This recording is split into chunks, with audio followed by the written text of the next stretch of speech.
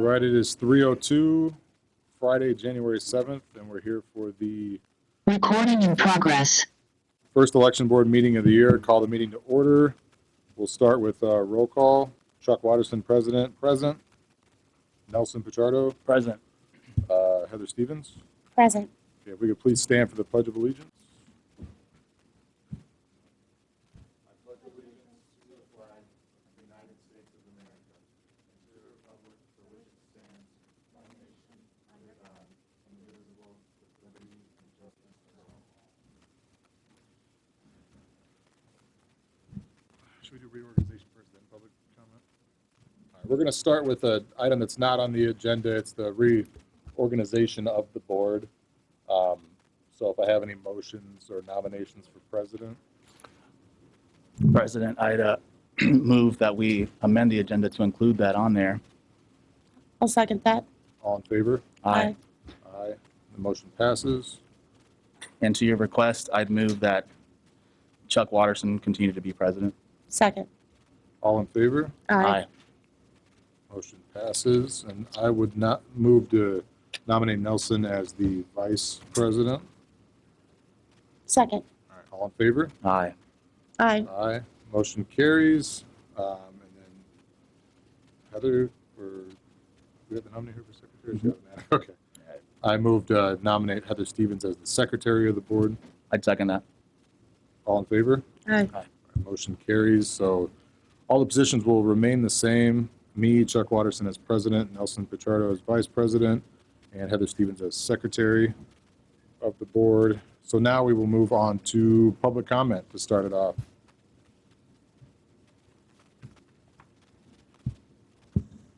Rodney McCormick, 617 Union Street. Hello, everyone. Happy New Year. Happy New Year. I just want to say this last election was kind of rough, and I'm glad to see that we got rid of Kathy Kroback. But there was also things that was discussed, and I want to see those changes made. Under Democratic control, things have not been working good for us in Michigan City when it comes to voting. We've been trying for the last 5 elections to get voting out of Michigan City area schools. We had Mayor Ron Meir, who ordered dogs at the polling place, police surrounding polling places, scaring colored people and trying to stop them from voting. I don't know what we can do about that, but right now we definitely need to make sure that we get treated the same way they get treated over here in LaPorte. You guys have no polling places in your schools. The time is now. What are we waiting for to pull the trigger and take these polling places out of the Michigan City area schools? What are we going to tell us? We got to wait another election? Another election? The time is now.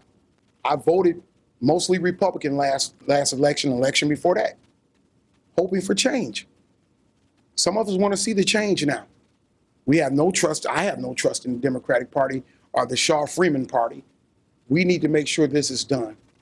And on another note, the early voting location, we should not have it on county property. Over here, you guys got the old library you guys vote at. People that want to campaign and I want to hold a Heather Stevens signs or hold a Donald Trump sign, they run me away. They say we can't be on the county property with county signs. This has been going on since I've been arguing about this. We should have the right to campaign and lobby for whoever we want in the office. As long as we outside of that 50 foot of that door. Lately, in every election, we get those crybaby Democratic individuals such as Bergeson and other individuals who continue to call the county prosecutor office, call the police department, do everything in their power to try to run me away from holding my signs. We cannot let this go on again. At the end of that pledge, it says, with liberty and justice for all. Am I part of all? It's time. I'm tired of taking a pledge and it doesn't mean nothing. I'm sick of it. All of us deserve the same amount of respect that we give. This is an absolute right. An absolute right. pull those polling places out of Michigan City area schools and off county property. Thank you.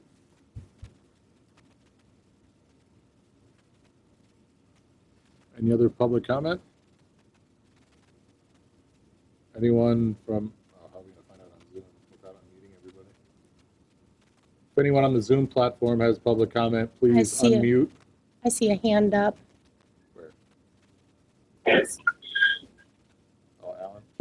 Mhm. Mr. Stevens, you got a public comment?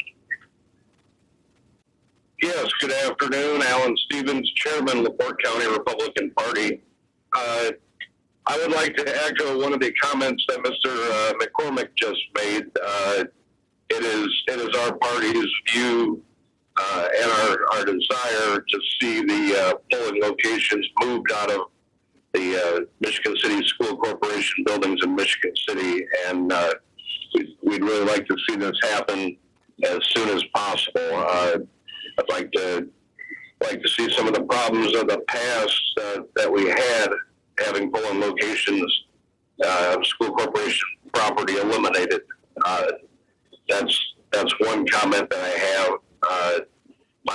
My second comment is at the request of multiple members of my party, I made a formal complaint to this election board several months ago regarding a candidate who didn't have their disclaimers on their signs, and I didn't see it on the agenda today, and I didn't know if that was going to be discussed at this meeting or if it was going to be put on another meeting to be discussed.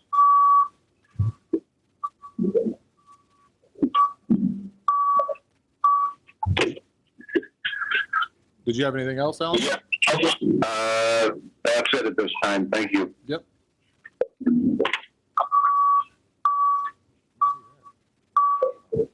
Any other public comments?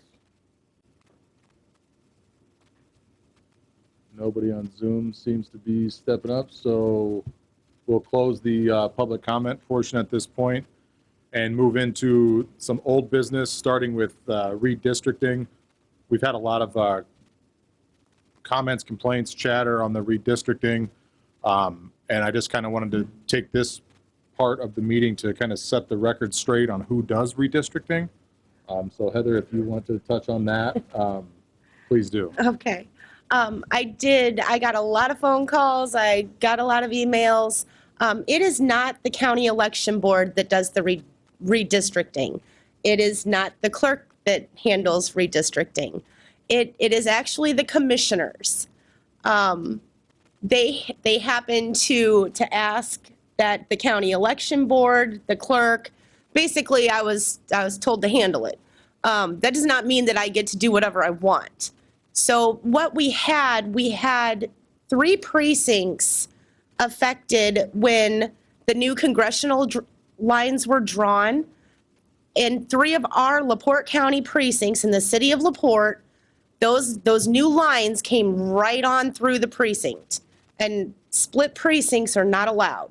So then what we had to do was we had to make corrections to those precincts. So it ended up affecting a total of 5 precincts within the city of LaPorte. We didn't change precincts, we just had to move some boundaries. And that's really all that it was. At one point, I had been asked, kind of behind the scenes by one of the commissioners, to take a look at redrawing the maps for the commissioner districts. I did go to a public meeting, and I did email ahead of time stating that I'd be happy to do it if I were asked to do it by a commissioner at a public meeting. So at that point, they asked to take a look at it. I had it ready for them the next morning with the help of Mike over in GIS, and they opted not to do anything with it. So this was not something that we had any say in. This is a commissioner's decision. So I just wanted everyone to be very clear on that. So it came up at the commissioners meeting that we made some decision behind the scenes to change all these redistricting lines. It simply didn't happen. No. Whatever was on the agenda for the commissioners or meeting that touched on redistricting had nothing to do with us. We didn't change any lines. That one, again, was up to the commissioners, so. Nelson, any comments on redistricting? No, just that we don't have any authority to do that, just as you guys have mentioned, so. And we can make recommendations Sure. and let the commissioners know what we believe, just like anyone in the public can, but we have no authority to change any of those things. It's all that power lies within the commissioners. Next item on the old business is the mobile voting unit. Wanted to bring this back up to kind of let the public know where we are with that. At the last meeting, you know that we secured the mobile voting unit van with a state grant funds.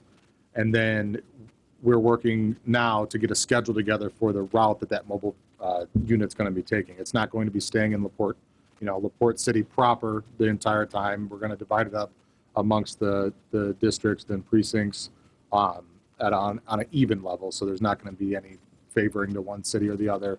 We'll get a schedule together for that. And once that schedule's done, we'll get it posted for the public to be able to view so that they have notice of when that unit's going to be in their area. Again, I think that unit's got, is it 2 machines? We'll have to decide that whenever we get it set up for voting. Okay. I had taken it out a couple of times and set it up. It actually will hold 3. It'll hold 2 standing machines, and it does have a handicapped accessible machine as well, so that if someone is in a wheelchair or something, they can actually go right up to it, so. So it's not going to replace a early voting site, but it's going to be, it'll make it more efficient. Right. Okay. So, Chuck, just to comment on that. Sure. I think that at our next meeting, we should have put the schedule of the mobile voting unit on the agenda, agreed. and that way we can vote on it and make sure that the public has an opportunity to comment on those locations. And I believe that once that's passed, I think we have to provide public notice as to where it's going to be and when. So Right. Give us enough time. Yeah. Right. So that'll give us enough time to be able to set that up. And, absolutely, I as we've talked about in the beginning regarding this mobile voting unit, we want it everywhere. It's supposed to be a tool for us to be able to make it easier for everyone to vote. So South County, Michigan City, all of those places. So that's why I think it'd be appropriate to have that list at a public board meeting so that everyone can see that it's even. And then we can vote on it and have it posted. Fantastic. Heather, anything? Are you good? I think that's a great idea. So moving on with more efficient, electronic poll books is on the old business. Heather's worked on this pretty solely, I would say, on getting the state to pay for these electronic poll books to make the day of voting much quicker and much more efficient to be able to check, who's registered. If they're not registered, we can get them registered.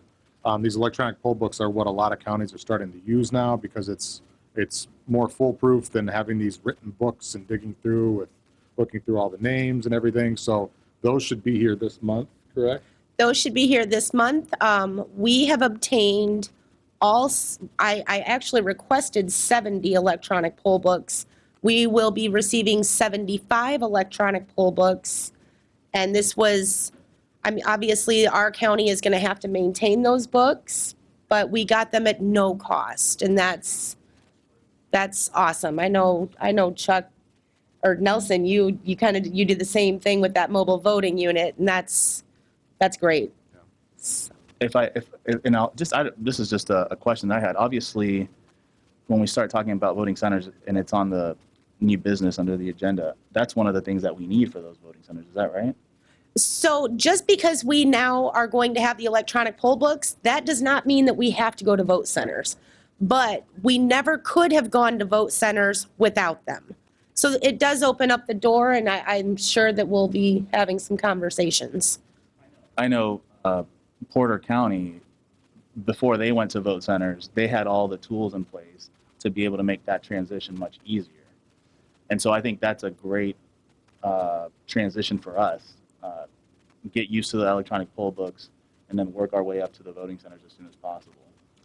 Sure, and I agree with that too. It's if we were to do everything at once for this first primary, it would be a lot of new things and probably a lot of things to troubleshoot. So we're starting with the electronic poll books.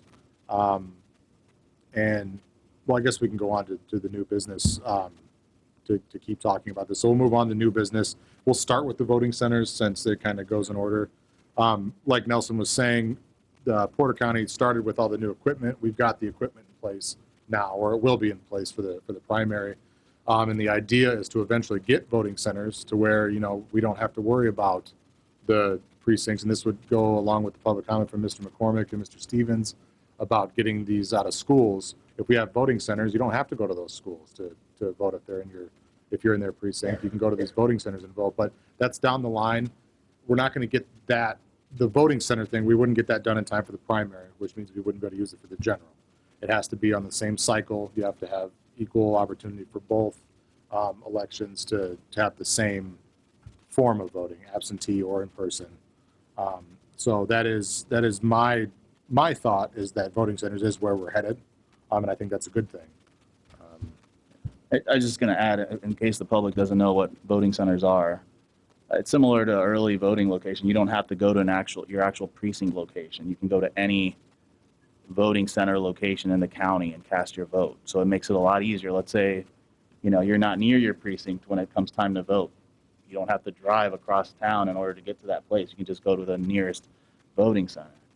I think that, along with being able to pick and choose the location, that helps us a lot, with staff to run these. I think you need to have one voting center per 10,000 residents. And so we would be talking about 11, 12 voting centers. I know a lot of counties have way more than that, right? Like Porter County has like 40, I think I read 44 voting centers, and that's what they're moving to. So it gives us a little bit more discretion as to how we want to use that. And I think it is a great idea, especially in this day and age when people are constantly moving around the county. It's not like the old days where you stick to, your precinct and everyone knows all their neighbors and all that. It's a little bit different, right, this day and age. So I think you're right, Chuck. It is moving towards that. And again, the electronic poll books gives us a step in that direction. I think I'd like to see, I feel like, here we have the electronic poll books this year. We have the mobile voting unit. I feel like that's a lot for people to process, and I don't want to freak any voters out. This is all meant to encourage people, not to discourage them. I think that I would certainly entertain looking at, this year we introduced the electronic poll books. Everyone kind of gets used to that, along with the mobile voting unit. And maybe next year, during the municipal elections that are, it's a little more condensed, maybe that's where we try it. We try that vote center thing, and if people hate it, we never have to do it again. Plus, we would need to have a plan for the voting centers that has to be passed by us unanimously. Yes. And then it has to go in front of the commissioners and the council, and they have to pass it. And the state. And then right after that, then it goes down to Secretary of State, and the election division has to pass it. So, we don't want to rush into it and try to, mess this all up. I think you're right. Doing it at a smaller election time would probably make sense, and it'd give us enough time to go through all of those steps and make sure everyone's questions are answered before we, try to rush into anything. I did want to ask Heather if you can maybe walk through what it looks like for a voter that comes in now that we're going to be using electronic poll books. Because from my understanding, it's not going to affect the voter that much when they come into an actual voting location. No, it's just going to simplify everything. Basically, you're going to pull your driver's license or your state ID out. It's going to the electronic poll book will scan it.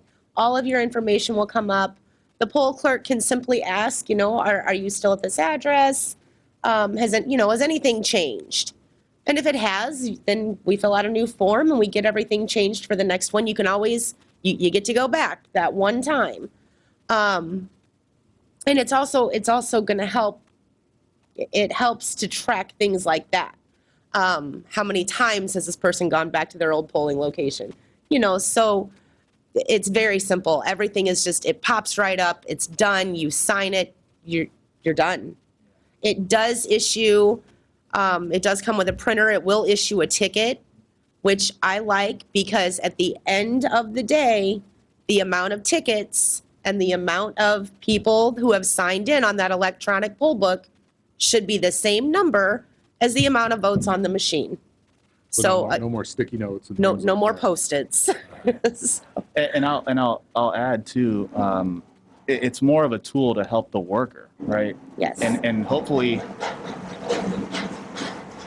just let that pass. Okay, I was just saying, hopefully it encourages folks to continue volunteering. I know, from working the last couple elections, I think sometimes our volunteers, they get a little frustrated with the process and everything. I think hopefully the ease of that would encourage people to continue working and helping us at the polls. Well, and the fact that, so we were dropping the poll books off on like the Friday before the election. That's a 48-hour window for people to could potentially register still. And now they're not in the poll books when they show up. That's more paperwork they're filling out. These e-poll books are going to allow us to be current up until the moment people walk in to vote.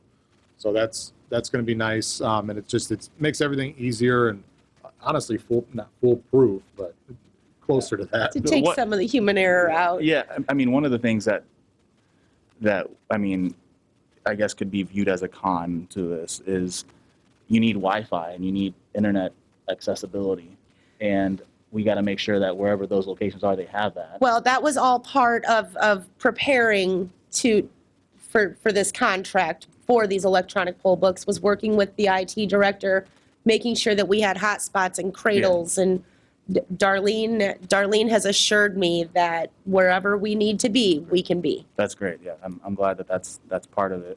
And quite frankly, I think the commissioners are addressing that through their broadband task unit or Yes. whatever.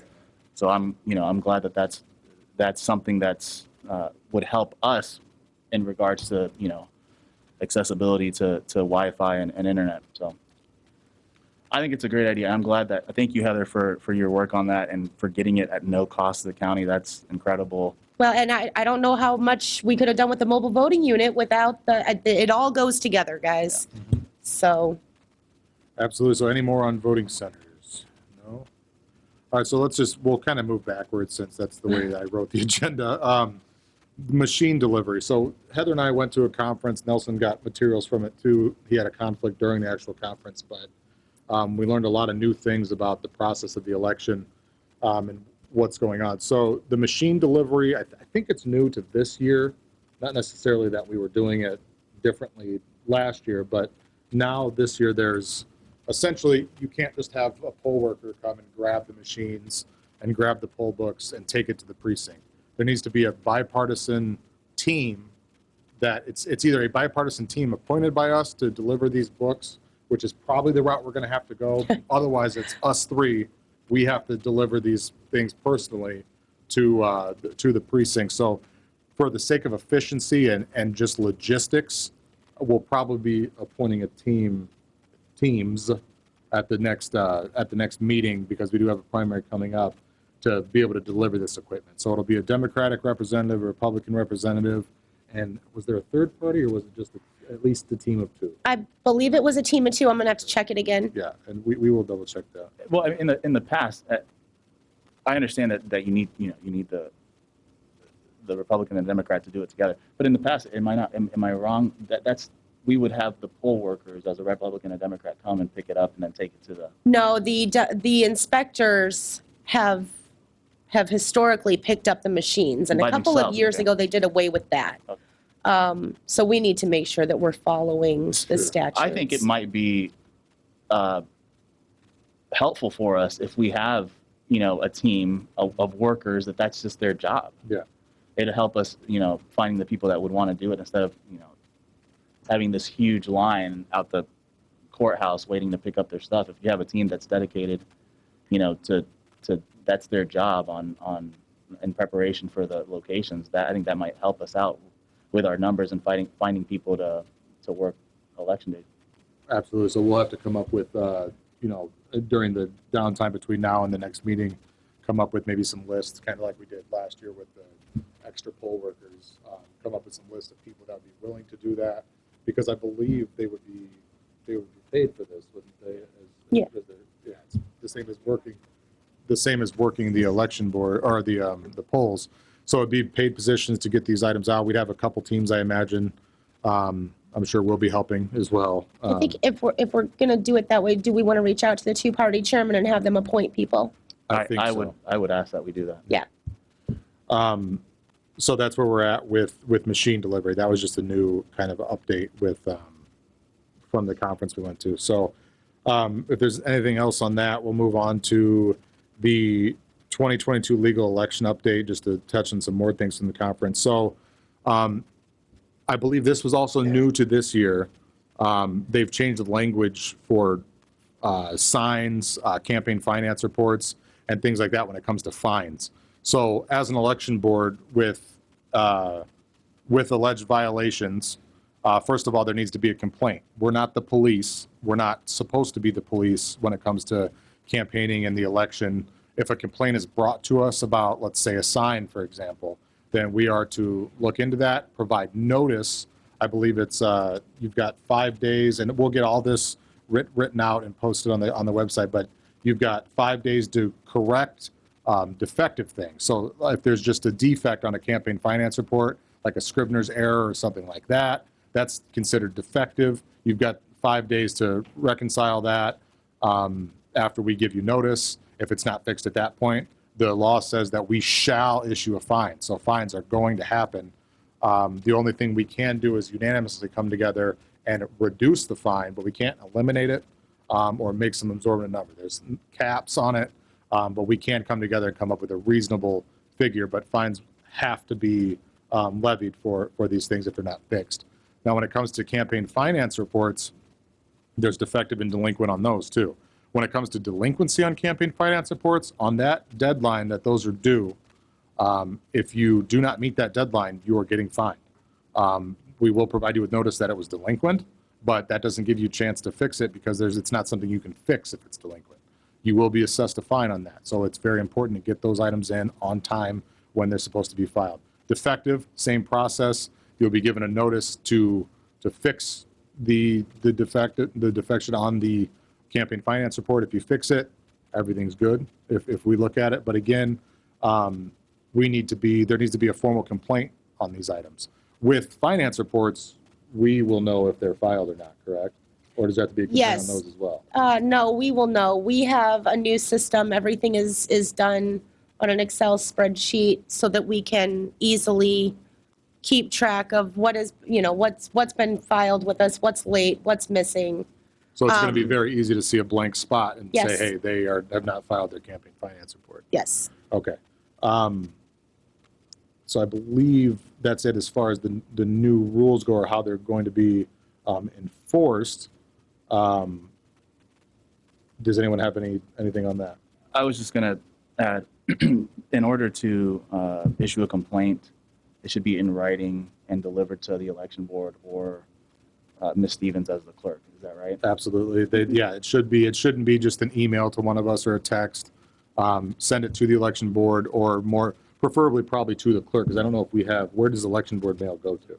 To the clerk? To the clerk. Okay. So it's going to get there. Just get it there. And we also have to post a listing of delinquent filers in a public place. So that's going to help with the new system we have, because in the past, I don't think there's been a system to find out if people are delinquent. It's just discovered when someone wants someone to get in trouble with filing it. And that's how it should be, that if you file these late, because that's why there's deadlines, that you are getting assessed a fine and you are getting, for a lack of a better term, in trouble for it, because we have to follow the rules.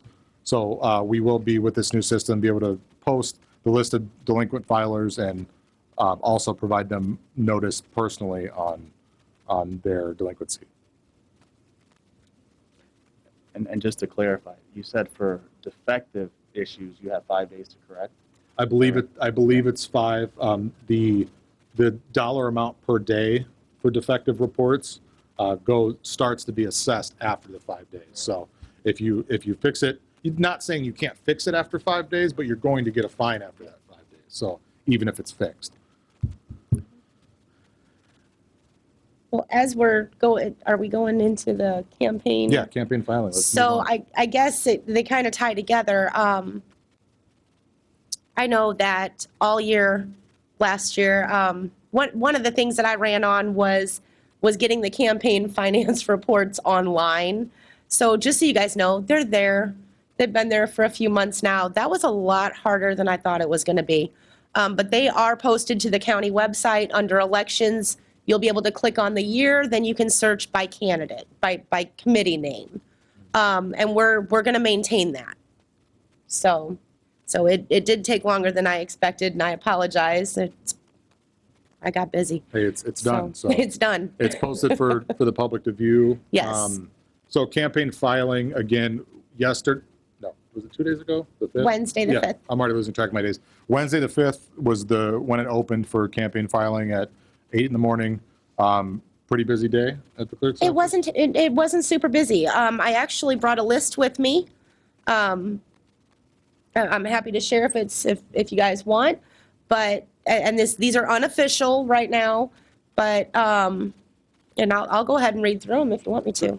Right now we have Adam Karanka. He has filed to run for County Council District 1 as a Republican. Alan Stevens for State Delegate, Republican. Andrew Heineck for Sheriff, Democrat. Andrew Morse, Sheriff, Republican. Heather Stevens, Delegate, Republican. Martha Most, State Delegate and Precinct Person for the Democrats. Randy Novak, County Council District 2, Democrat. Kaylin Deckard, Scipio Township Trustee, Republican.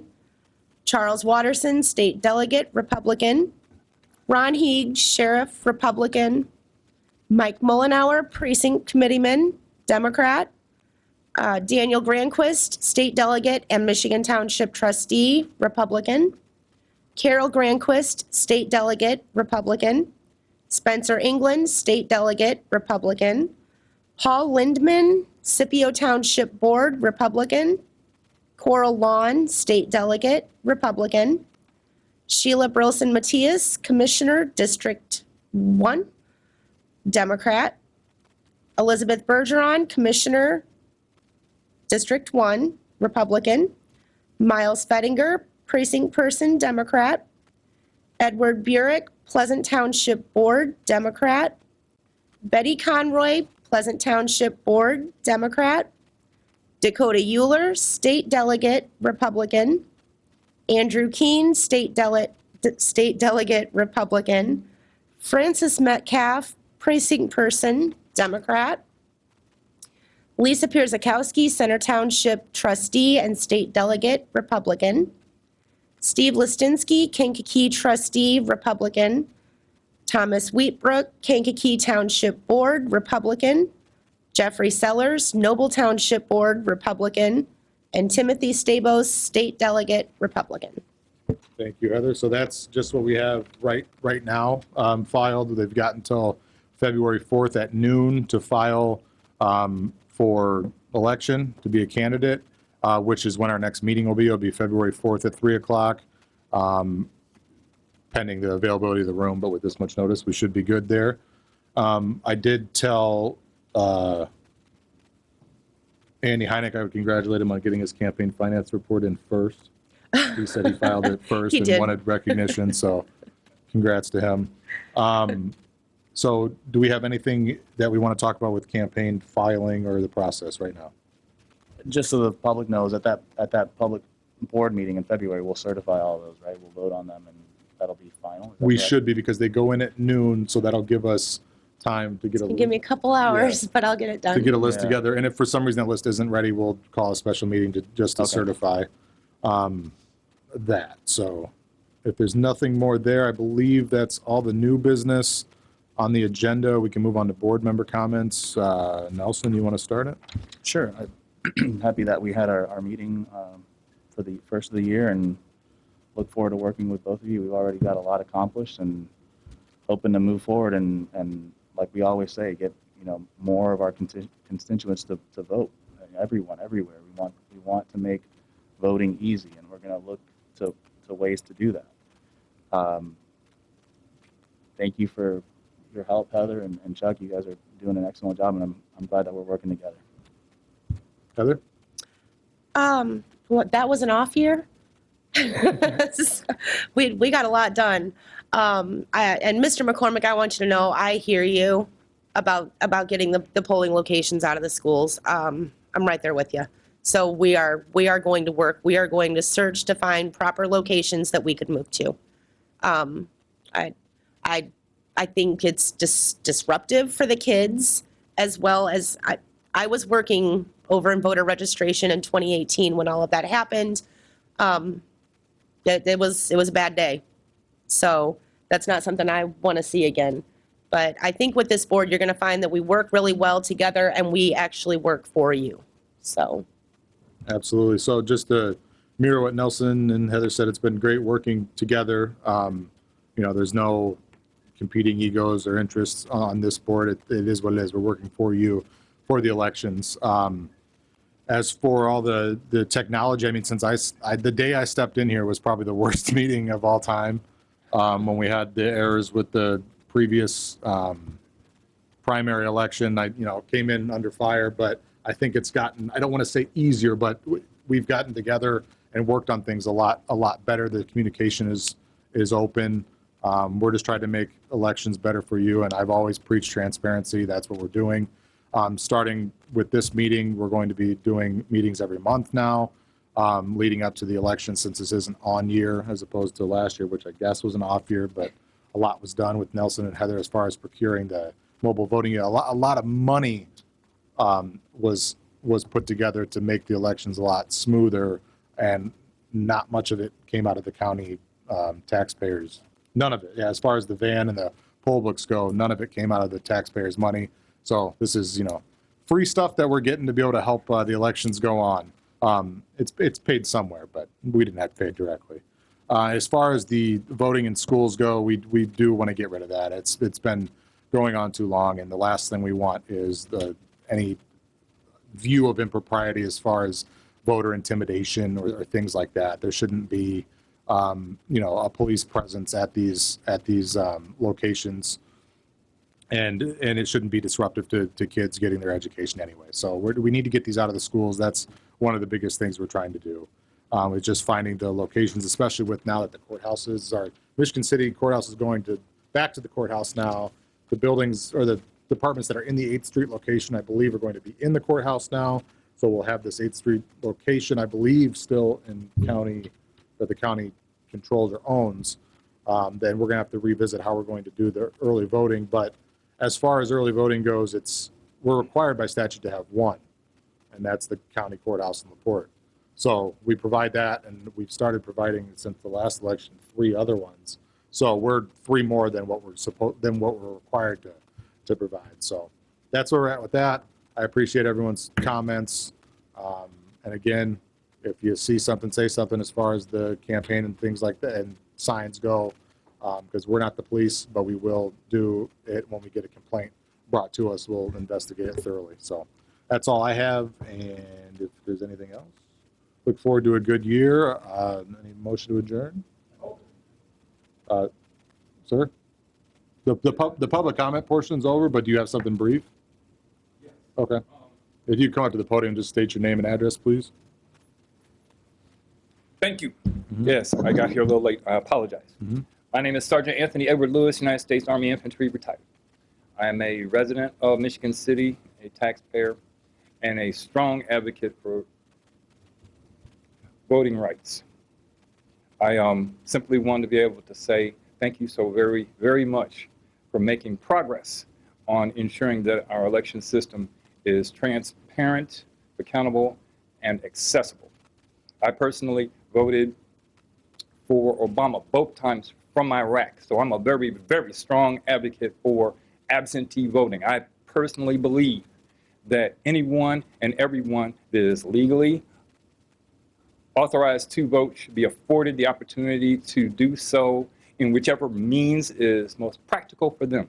The statement that I heard just recently about how the disclosure statements are now available online sounds like transparency for me, and that's progress. You may want to remember this face. because it's my intention to have my name added to that list. It's my intention to take it to the next level as long as I can get authorization from my civilian employer. I want to say, give a shout out to my buddy Don, who I know is with us online. And I just want to say that January 6th was a pivotal historic moment. And it's a reminder of the fact that our democracy is fragile. I am convinced to a moral certainty that that date is going to become a federal holiday because we just don't realize, we're only now finding out how close to the end of our democracy we came. American citizens attacked American citizens in our capital, and never in our country's history did the Confederate flag ever enter into our capital zone.